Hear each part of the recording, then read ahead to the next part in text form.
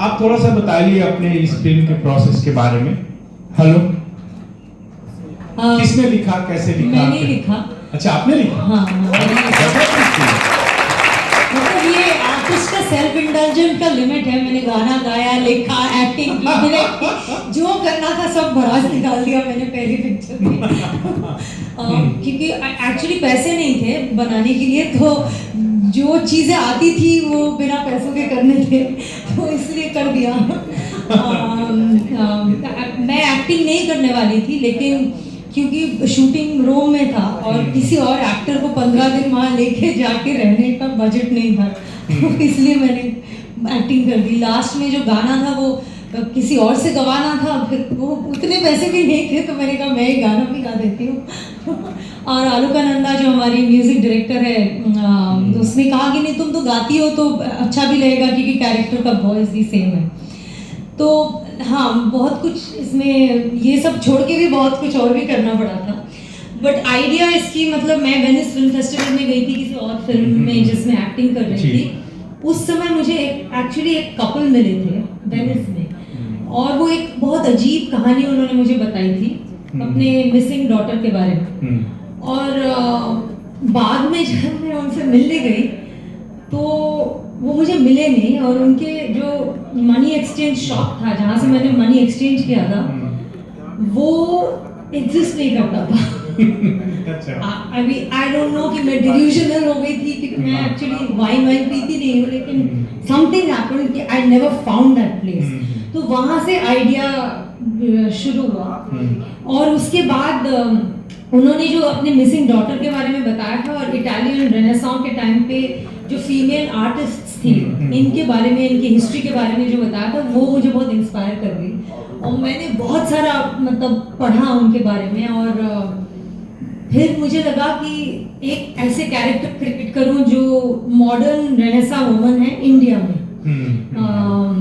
और उसके जेनेसिस जो है 500 साल पुरानी है, कि वहाँ एक पैरेलल ड्रॉ करके कुछ एक बना, और लेकिन उसका कथारसिस जो है उस मेल कैरेक्टर के साथ आना चाहिए, कि जो सब्जुगेट वहाँ पे हुआ था और रेनेसां के टाइम पे उनको जो मिला, आज अभी भी हम लोग उसमें स्ट्रगल कर रहे हैं।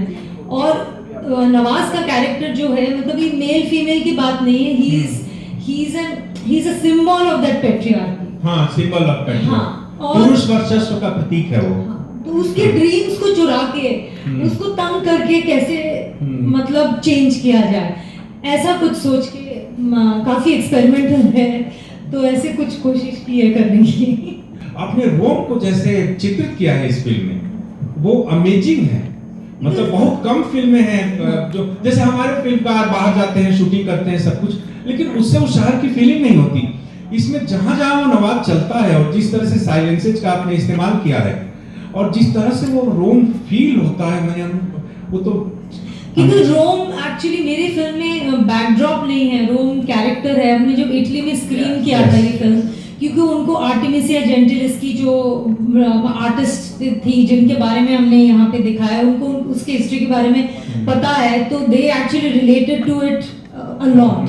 तो वो जो पैरेलल मैंने ड्रॉ किया था, तो उनको वो बहुत पसंद आया, कि क्योंकि वो वहाँ पे भी, यूरोप में भी ऐसे आर्टिस्ट को रिकग्निशन नहीं मिला था। 1920s में जब मॉडर्न फेमिनिज्म मूवमेंट आई, तब लोगों ने डिग अप किया, और ये कहा गया कि ये तो रेम्ब्रांड, माइकल एंजेलो, इतने ही बड़े आर्टिस्ट के लेवल के पेंटिंग्स है, कि एज अ वुमन, हाँ, this is what I want, this is what I want from my man, this is what I want from my father, from my brother.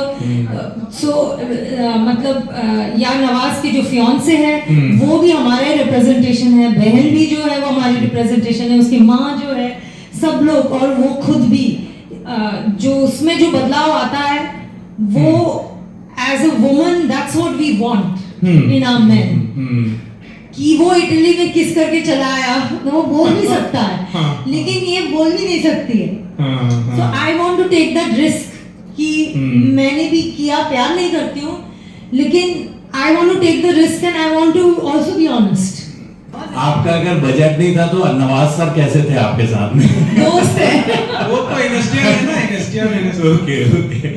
तो मेरी तरफ से बहुत सारी बधाइयां, शुभकामनाएं हैं आपको। Thank you. कमाल की मूवी है, कमाल की मूवी है। Thank you.